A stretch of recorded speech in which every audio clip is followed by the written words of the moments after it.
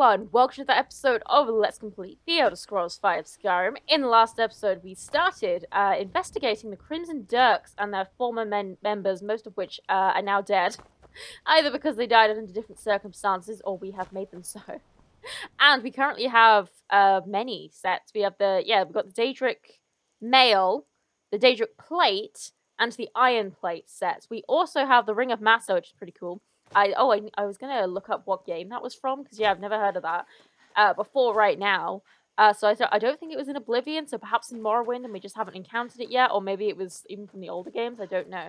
But before we go and continue anything else, I would like to see what this tower is. I genuinely have no idea what this is. I can't even begin to guess. So, what is this tower? And is there anything interesting in here? Banner Mist Tower discovered. I don't even remember that name. Hi. Mind yourself with that. You picked a bad time to get lost. Yeah, mind myself with that fight. Yeah, I would say that's a reasonable thing to say. I mean, honestly, yeah, it kind of is. Just got a base bandit. Yeah, don't even bother getting out of bed, hun. Don't even bother. We got a bandit chief up. No, just a bandit outlaw. Oh, honey. Oh, honey. Oh, damn it! I killed her in one hit. Okay, I was gonna shout her over the edge, but. We're just too damn powerful, guys. Too damn powerful. Yeah, I'm gonna stop taking trash. We do need to a dream of Sovereign Guard. Yeah, well, they're all dreaming of Sovereign Guard now, aren't they? Unless they're not Nords, I suppose. What do we got here? Advances in lockpicking. Already read it. Fair enough. Fair enough. We do still. I really want to find like volume 1 of the Crimson Dirk book so that we can, get started reading that story. But I don't know because I don't know. Like I want to space it out because I can't just do a whole episode of reading the books. I mean.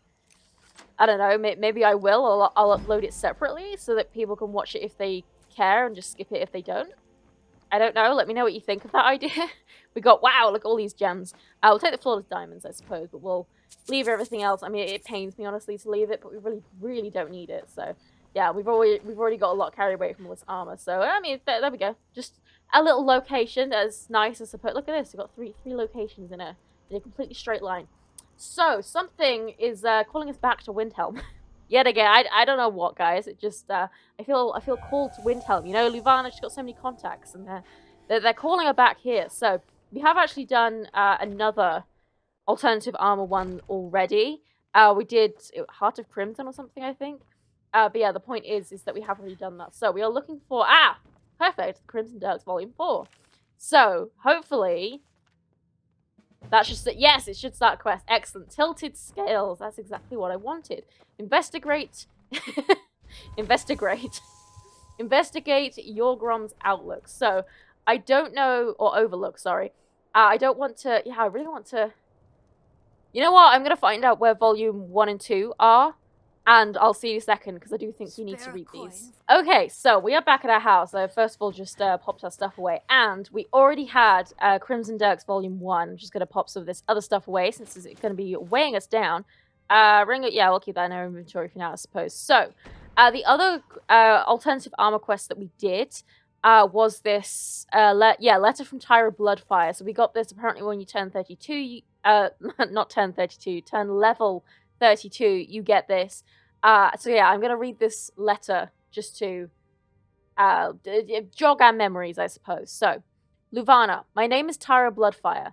Like Sotild the Wet-Ear before me, I am an orphan child of Balmora. Many years ago, I took a band of misfits and rogues and turned them into the Crimson Dirks. In our heyday, they called us thieves, bandits, apostates, and killers. And they were right, we were all of those things. But so is the Jarl who taxes the poor to starvation. The soldiers who rape and pillage the towns, the Empire who would erase our gods, and the guardsmen who would behead the innocent. I know your story. If there's going to be a judge for me, I don't want it to be them. Not the Empire, not the East Empire Company, and not the guards. Just you and the Divines. But first, I want you to prove you're a worthy judge. Go to the docks in Windhelm. There you'll meet a beggar in need of your aid. Some would offer him gold, others bread and wine. Offer him the alms you think will best serve him. Once you approve your measure and your mercy, you must then show your mettle. I will wait for you at the Talos Shrine west of Windhelm. When at last we meet, I ask that you speak only with your blade, for while the tongue lies, the sword is true. Tyra, and we did indeed kill her. She wanted us to, just battle to the death, I suppose. So, yeah, we have already done that, but the point is we have volume 1, and we're gonna leave the quest that we just got tilted scales for now, and we are instead going to go and do. We're going to read volume 1 now, and then we're going to go and find volume 2, which is related to a different quest. So yeah, we do actually kind of need to do these in order, which we will do from now on. So, The Crimson Dirks, Book 1 by Gathers the Coin, which sounds like a Argonian name. Tyra Bloodfire didn't want just any crew. Bandits never built great houses. They had no structure, organization, nor legacy. They had few tactics in the field and little design for the future. Worst of all, they had no loyalty beyond filling their own pockets. A bandit clan was a pack of stray dogs fighting for scraps, willing to bite the hand if it dared to feed them. Growing up in Balmora, Tyra knew that the great houses of Morrowind were built on blood. Yet as an orphan child and a Nord among elves, her concept of family was one forged from experience. It wasn't the bandits and cutthroats, but the loners and outcasts she identified with most. So when she picked out the crew that would become the Crimson Dirks, she sought out the qualities that best defined herself. What she wanted were survivors. To find them, she would first need connections. For this, she sought the help of a dark elf named Reaver. That's interesting. That's because you find, Reavers, which are just the bandits of Solstheim. That's interesting. The Dunmer had no real name to speak of. Oh, okay, well that makes sense. So she's essentially just called Bandit. That's her whole name. That's interesting. Some speculated he was once a noble, having abandoned his titles and claimed for a new one.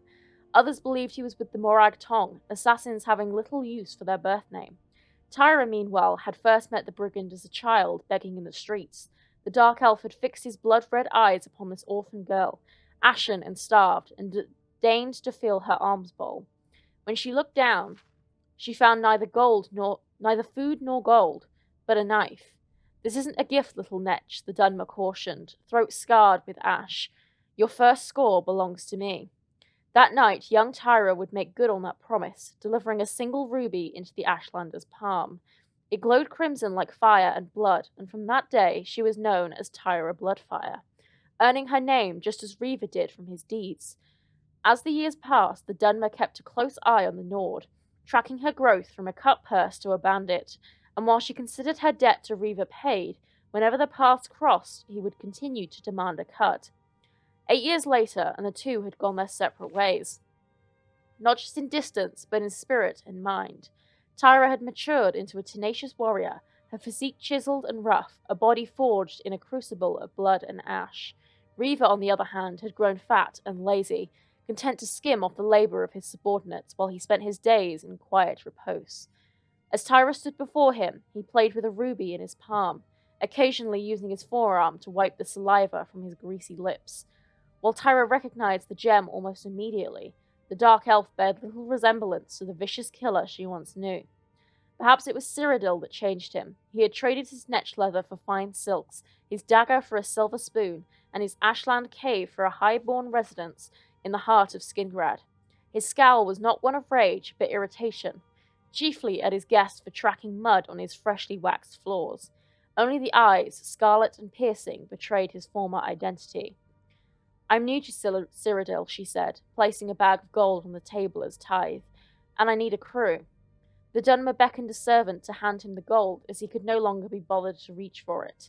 He examined the bag briefly to judge its weight, before shooing the servant and the gold aside. Tyra wondered if she had been better served filling the bag with cakes.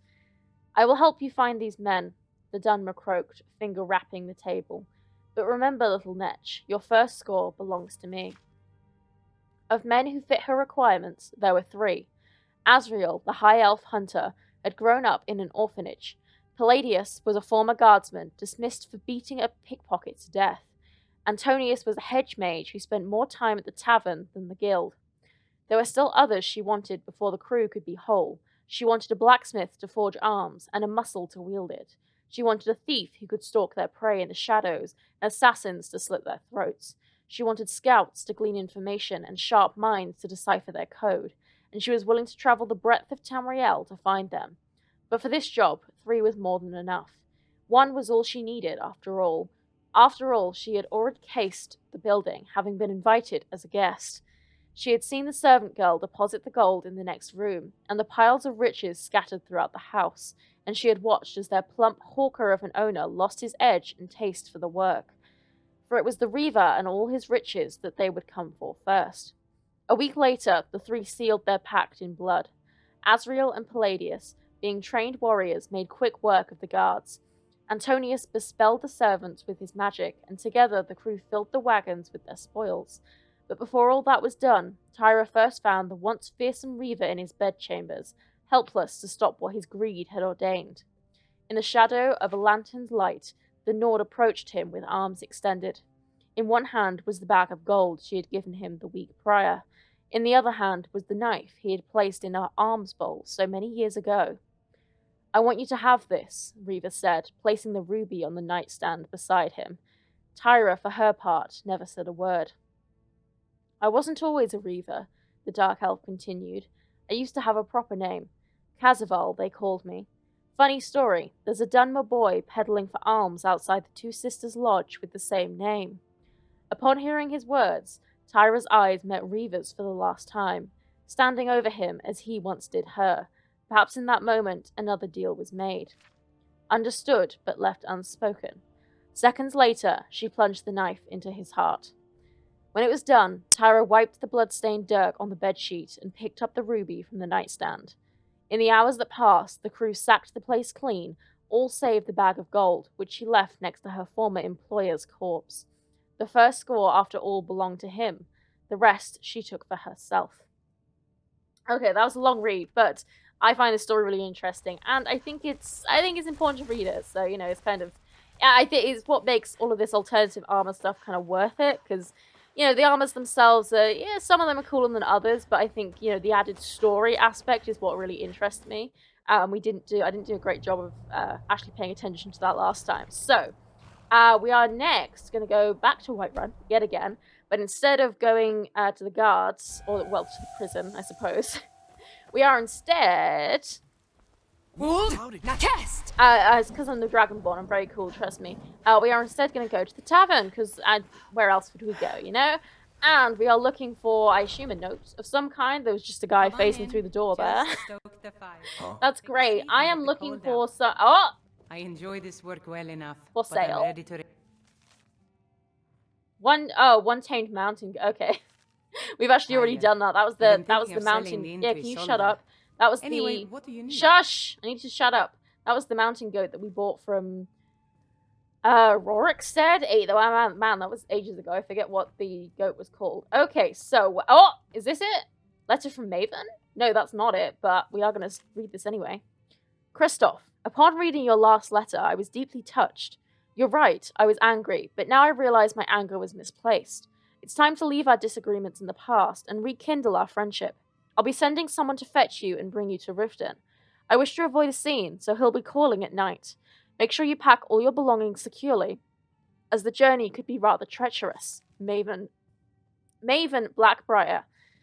Okay, that's interesting. I don't know who Christoph is. I'm sure there's a game theory about that somewhere. So, oh, look at this. Armand has been removed, as you would expect. So, we are looking for... Oh, I believe it's back here, actually, isn't it? We are looking for a note. What can I do for you? Is this it? Yes, Mashara's diary, I believe.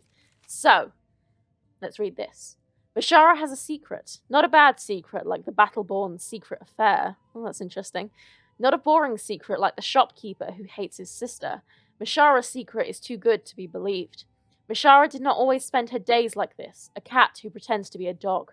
No, Mashara used to be a bandit warrior, a member of the Crimson Dirks, famous rogues wanted by the East Empire Company, the clan mothers of elsewhere, and lawbringers from here to the Somerset Isles. If the guards only knew, they would come kill her. That is why Mashara can never tell. But her time is short. She longs for company. The other day she took to begging outside the city and saw her litter mate, Zaharia, walk through the gates. Mashara called her by name, but the Red Guard ignored her. Mashara is sure she heard her, and it made her sad to know this. Mashara does not want to die a rug. Perhaps she will do something mischievous and get the Whiterun guards to attack. Then she will be a warrior once more. She does not want to die a rug? Does that mean, like, she doesn't want to just, like, die of old age? She wants to die in battle? Because it kind of, considering she's clearly a Khajiit, by the way she writes in that name, it kind of sounds like someone's going to turn her into a fur rug, but maybe that's just me. So Zaharia, that might also be... I'm going to try and remember that name, because that also might be one of the members of this group. There we go. When the cat's away. So, hopefully we should be inspect. See, Dragon's Reach dungeon for clues. See, I knew there was something else in the Dragon's Reach dungeon, but yeah, I guess it just it hasn't spawned yet. So yeah, when the cat's away, let's go and let's be really lazy and just fast travel to Dragon's Reach. And yes, we will go back to the Dragon's Reach dungeon. Oh, I keep almost falling off there. Happens to the best of us, guys. Happens to the best of us. Let's do a whirlwind sprint. You be careful. I belong here, okay? I'm so much cooler than you. You are a measly guard, and I am many things. I will not even list off all of our titles. Oh! See now, was this here before? And did I just miss it? Or was it not? I don't know. But anyway, let's read Mashara's confession. Oh, apparently we have a key. Where did we get the key? I don't know. But anyway. Mashara enjoyed her fight with the guard. Plus, her new home is better than the last. It is a very tiny cage, but she does not beg for food. It is given. Still, Mashara longs to see the night sky. When she was a kitten, the elders warned her that if she stared too long at the moons, they would grow shy, and Mashara would never see them again. This made her sad, and so Mashara vowed to stop looking at the sky, and kept her head down toward the dirt where the beggars belonged. One day, she tried to steal the silver out of the pockets of a Nord named Tyra. When she heard Khajiit's story, she took pity on the kitten, and told her that the moons were not the timid creatures she had believed. She said that as long as Khajiit held her head up high, they would shine brighter than any star. From that day on, she spent her life in service to the Crimson Dirks, and when she was ready, her new littermates forged her an armor made of silver, and in its heart, the piece Tyra had in her pocket so many moons ago. Mashara hid the armor in a hut northwest of Rorikstead.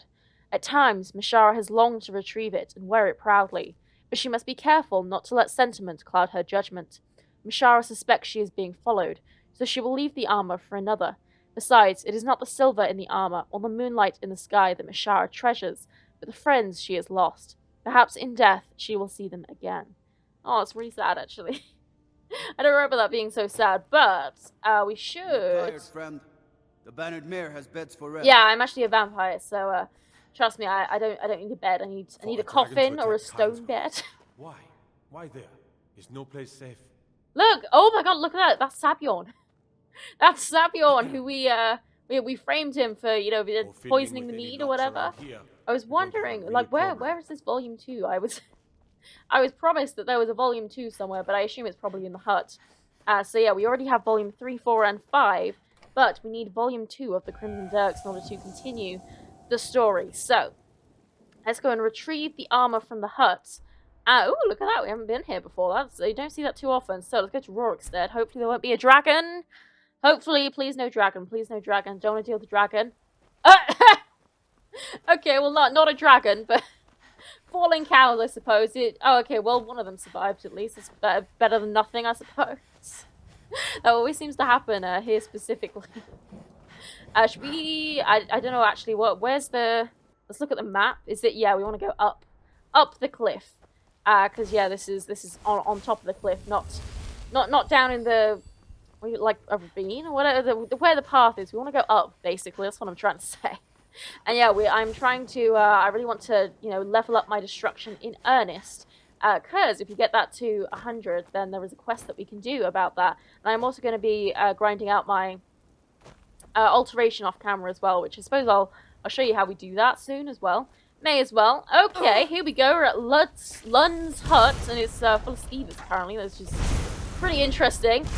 I don't know. Did Mashara like skeevers, or did they take over afterwards? Who knows? Anyway, let's go into Lund's hut, and looks like we've got more Yeah, man, more skeevers. Any more? Any more for any more? Or are we done? Looks like... Oh, Lund. Okay. Well, I mean, that makes sense, I suppose. Did Mashara kill Lund? Or was that the skeevers? I don't know. I'm not sure what is insinuated there. But anyway, let's open up the... Aha! There we go. Crimson Dirks Volume 2. Excellent. And we have gold. An Amulet of Talos. Yeah, sure, I'll take that. Why not? Oh, yeah, you know what? I think I need that, actually, for... Yeah, I might need that. And we have a silver helmet, silver boots, silver gauntlets, and silver armor, which is all heavy armor. And there we go. When the cat's away is completed. Okay, is there anything else in here before we read that book? Any skill books or anything? Honestly, it doesn't really matter if there are, because we've probably got 100 in most of the skills anyway. I don't really know why I didn't want that hat. I did not want that hat. Get that out of my inventory, please. Yeah, I do not want that. Okay, and yes, let's read this book. I hope... What have I got in... Oh, yeah, I thought it was human flesh, which is an ingredient, but no. It's beef. So, let's read volume 2. Hopefully... Oh, I didn't want to drop it. Damn it. There we go. Hopefully you guys enjoy the books. I think it's really interesting, but I understand if some people don't. But anyway, The Crimson Dirks, Book 2. In the year following its inception, the Crimson Dirks had more than tripled in size, and now numbered 15. Tyra Bloodfire had found her blacksmith in the Imperial City, an orc named Yaktu. She had recruited cunning battle mages in the Breton twins, Erwan and Edward. Okay, there we go, we've already found those. In Elsewhere, she met Mishara, a street thief who had grown into a capable blade. There were the Wood Elf archers, Fathris and Elheal. Oh, so we know about Elheal already, but not Fathris. One a hopeless romantic, the other cynical beyond his years. There was the Argonian Peleis, a loyal and true soul, and the Red Guard Zahara, a born leader of men. And lastly, she found her muscle in the Orc warrior Ergnok, and in the Nords Skjold and Bjormund, their bodies as unbreakable as the ice of their ancestors. Altogether, it had the makings of a full-fledged organization, rivaling that of any major guild. They had members pulling off jobs from Bruma to Dune. I don't know where Dune is. Perhaps somewhere in... oh my god, what's the Red Guard province called? Oh my god, what is it called? Hammerfell. Yeah, maybe? Because I don't know where Dune is, but anyway. Raiding warehouses and pillaging farms. With every crate added to their coffers, Tyra hoped their influence could spider across the breadth of Tamriel, earning both fear and respect amongst those who plied their trade in the shadows. As bandits, however, they would rely first and foremost on the sacking of caravans. They would stalk the highways and thoroughfares for carriages full of goods, and quickly relieve them of their belongings. For this task, the Khajiit Mishara found herself best suited. Her eyes were keen at identifying a heavy wagon, from the spin of its wheels to the tracks carving through the dirt. She could spot a wary guard by the slump of his shoulders or the pace of his gait. Her eyes saw clearly even in the dead of night, while others were slaves to the light of their torches. And what she lacked in strength, the other bandits were willing to provide. On this night, however, their victims put up little fight, their numbers comprised of monks and priests who were all too ready to unite with their makers. The wagon they plundered was destined for a temple, and its crates full of treasures that offered more tributes than gold. "Do you think Tyra would like this?" asked Mishara, popping her head out from behind the wagon, an amulet of Talos dangling from her ear. That would make some great fan art, by the way. "A bandit has no need for gods or prayer," grumbled Ergnok, wiping the blood from his battle axe. "It's a terrible gift." "Nonsense," countered Bjormund, unloading a crate. "All Nords love Talos, almost as much as they love mead." "Of course you would say that, frost licker," snarled Ergnok. "But by Malakath, Tyra is not like the rest of you idiots. She has taste." If Tyra were like any other Nord, Ergnok would have never pledged her his axe. In his mind, the Nords were pale-faced, poetry-loving giants who ate with their fingers and drank from a horn. Tyra, however, did not think or feel or smell like the other Nords did, and more importantly, did not fight like them. She preferred the acrid bite of a Sujamma bottle to a snowback's honeyed drink, and despised poetry in all its forms. He surmised she might have been from Morrowind, but the orc was not the type to pry into another's business. "Oh?" said Mishara with a mischievous grin, the amulet swaying as her ears perked up. "And what are you planning to get her, Ergnok?" "What? Why would I get her anything?" the orc replied coldly. "You'll all be dead in a year anyway." Mishara blanched at the words, unsure if the orc was making a joke or speaking prophecy. While hardly a mage, Ergnok was known to dabble in dark magic, wearing tribal scars and marks on his body and totems of bone around his neck. Unlike with the blacksmith Yaktu... Oh, wrong way. His anger seemed to stem not from the hardened nature of his blood, but something deeper and personal, and it coloured every conversation they had. The others stewed in silence at his remarks, until the young Bosmer Fathris broke the ice. "Speaking of which, did you want anything for the holidays, Zahara?" He mewled, a rose of blush affecting his soft brown skin.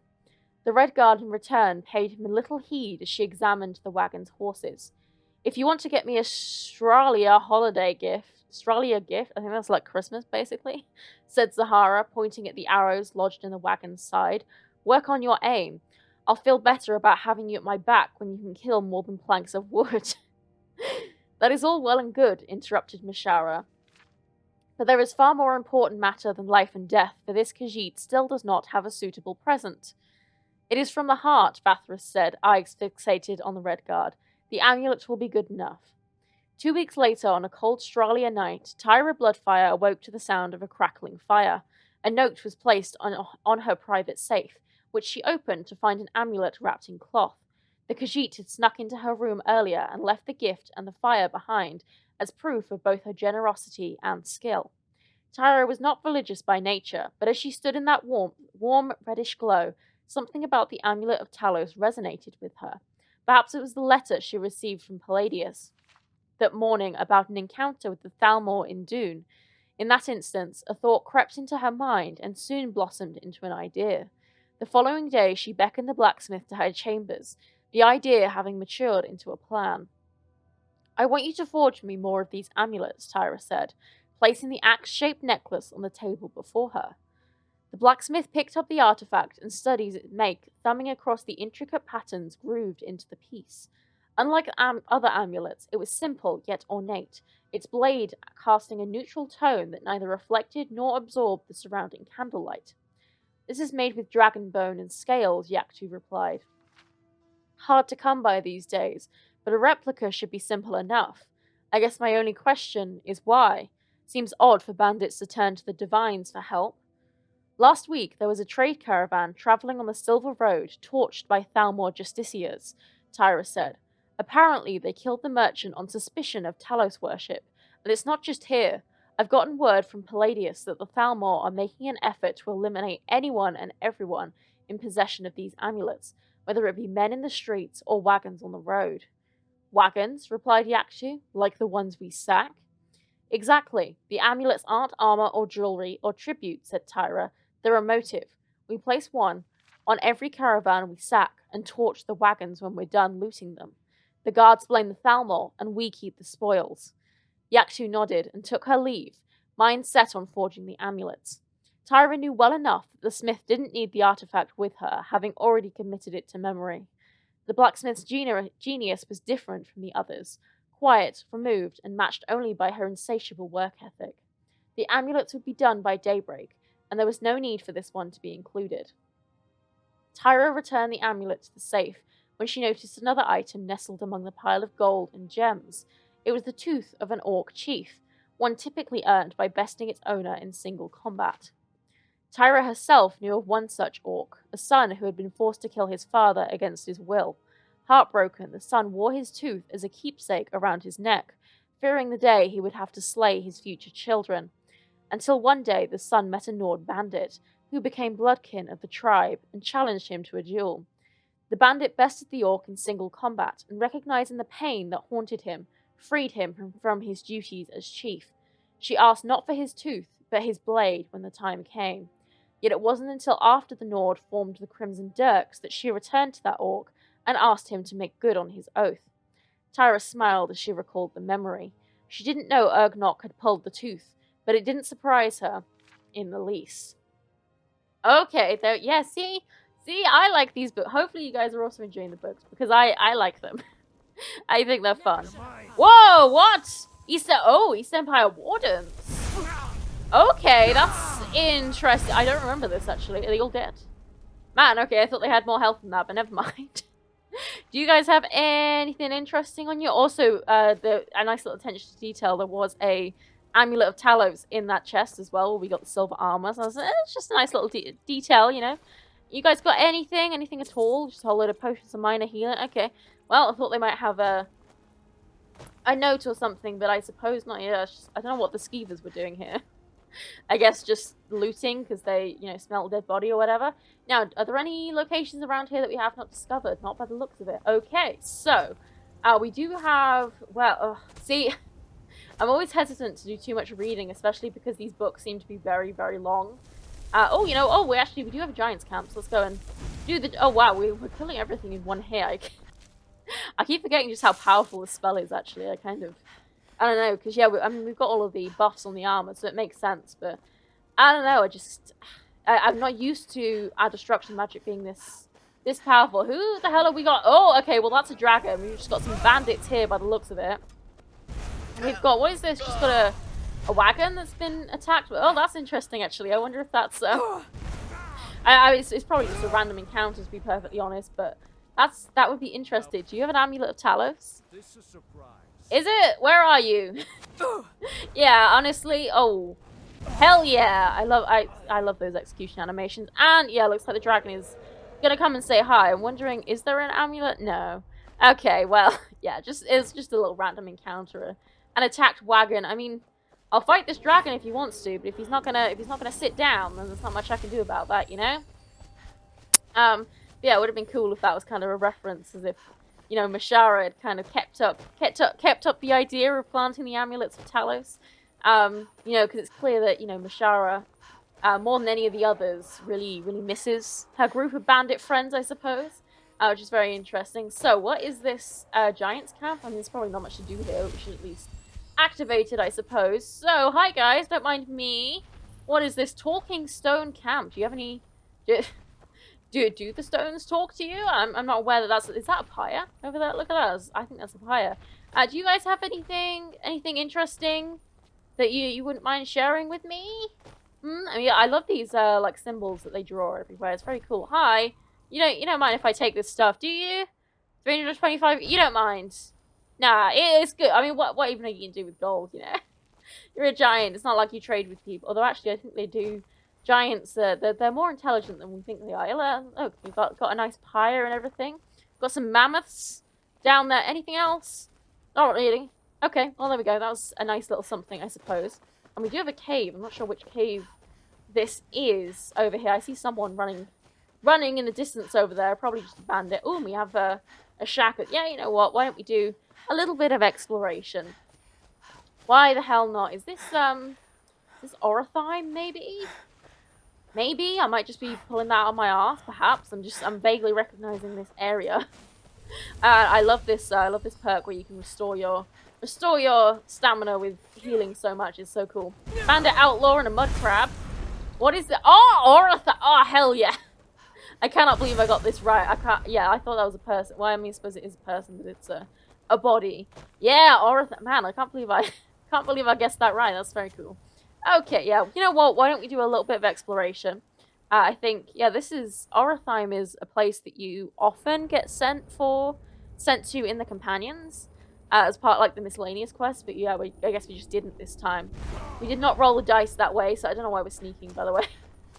We're not sneaking at the moment, no, we're doing magic. I want destruction progress. I mean, it's probably actually, I don't know if it's hurting us by actually, like, having... you know, such powerful magic, because I don't know how things level up. How like the offensive skills level up. Hi! I don't know if it's based on hits, or if it's based on damage dealt.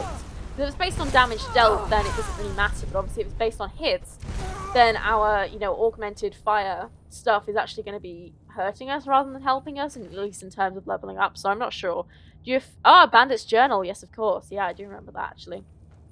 So yeah, sometimes you get sent here for the companions, in which case these guys would be switched out with the Silver Hand, but they still have the Bandit's Journal, which is, yeah, I've talked about this before, but yeah, the Silver Hand are just so lame to me. They're so not fleshed out at all, which I really do not like. But anyway, let's have a quick read of that Bandit's Journal. It's very short from what I remember.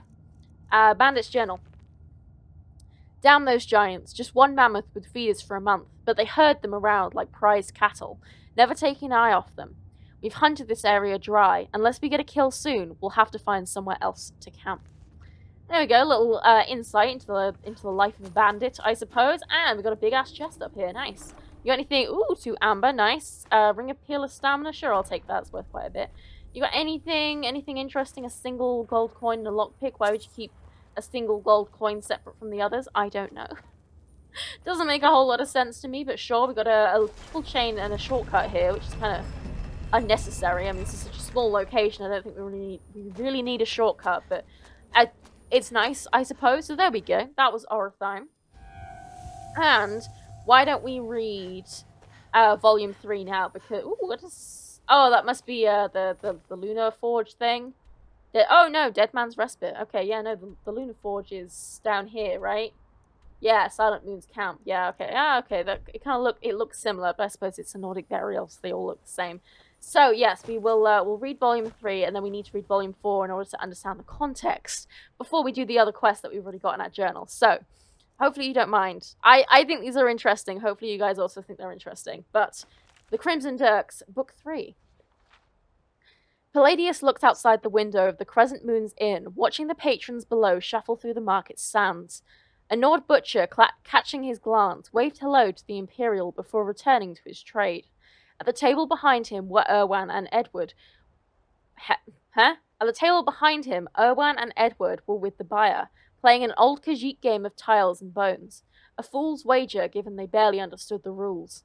As the septims slowly poured over to the Khajiit's end of the table, Palladius's thoughts turned to his friends back in Cyrodiil, and prayed to Zenithar that luck had found them in their part of the world. If Khajiit may ask, he said, adding an ante, this merchandise you wish to move, is it by chance connected to the recent theft in the palace? Khajiit may not ask, snapped Erwan, or Erwan will remove his tongue.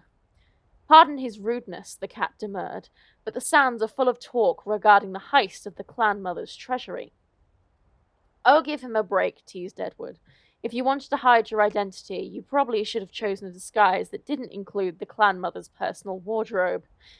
Erwan scowled at her brother, angry at herself for not having a proper comeback. The Khajiit, meanwhile, glanced at his tiles and fiddled with his ring, an action that did not go unnoticed. Yes, although it was not the silk, but the sword that gave her away, the Khajiit said, revealing another winning hand. A common blade would not have such an elegant scabbard. We should drop the weapons and just grow our nails out, Edward sighed, as the cat's claws raked another pot. Maybe then we'd have better luck. If you wanted to take that risk, be my guest, Palladius chimed in. But if we get into a fight, I'd feel better if my hands were clutching Imperial steel. You'd feel better, sure, Edward countered, but how do I know I wasn't destined to be a mage? There was a time when Palladius wondered the same about Edward. At first glance, he was more dashing noble than thief, but behind the smile and charm was a cunning and calculating wit. Some might argue that Edward was better suited for the job than Palladius could ever be. For the best rogues cut their enemies not with the edge of their dagger, but the sharpness of their mind. Either way, Khajiit is excited to meet such daring thieves. How many outsiders would even try such a thing, given the consequences? What do you mean by that? Edward replied, examining his tiles. Well, the clan mothers are allies of the Dominion. Their eyes are all-seeing, and their punishments are known to all who hear the screams.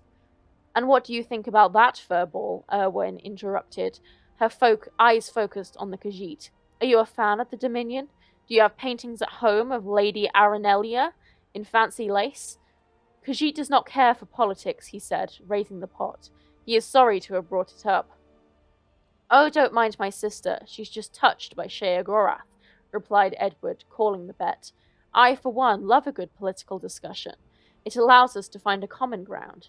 After all, why do you think people get into conflicts in the first place?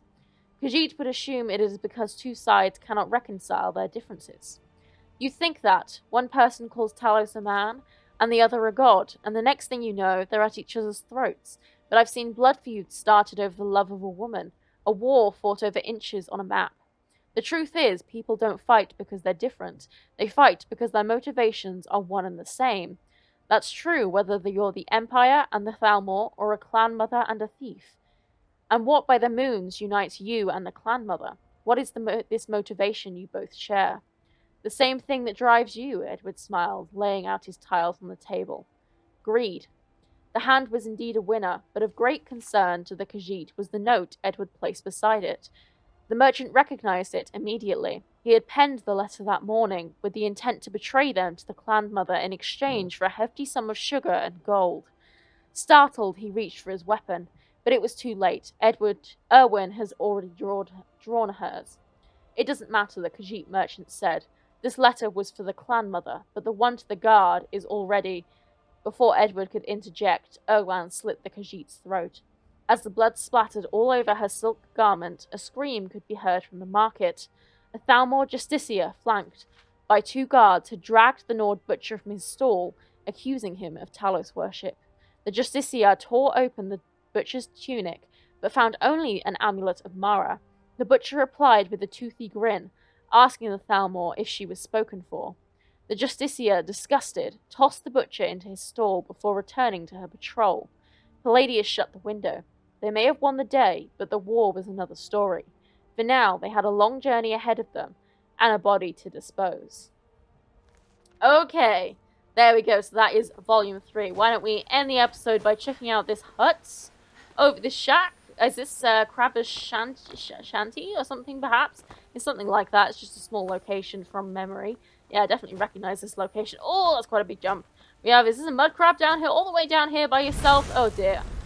Poor place to be, buddy. Yeah. Is this, Crabber's Shanty? Something like that. It's a fisherman's thing. What is this called? Yeah, Crabber's Shanty. Hell yeah. I'm doing well with guessing the locations today. Pretty proud of myself. I've been hunting Fisherman? and fishing in these parts for years. Great, cool, okay. Nothing else to say? Do you have anything at all? No, oh, fishing. Fishing map, okay, yeah, that's not at all interesting. Okay, yeah, I mean, she literally has nothing, so. There we go, we may also go and check out that camp. Actually, yeah, that's a big, that's an interesting camp, actually. Yeah, we won't be checking that one out, because, yeah, we might be going there anyway for something else. So, for now, I'm going to leave this episode here. I hope you have enjoyed, even though, I know it's a lot of reading, but I think it's a very interesting story. It's relevant, it's relevant to the quest that we're doing, and I think it's important, so I hope you're enjoying. But yeah, for now, I'm going to leave this episode here. So I hope you have enjoyed. Like it if you have, subscribe if you would like to see more, and I will see you in the next episode.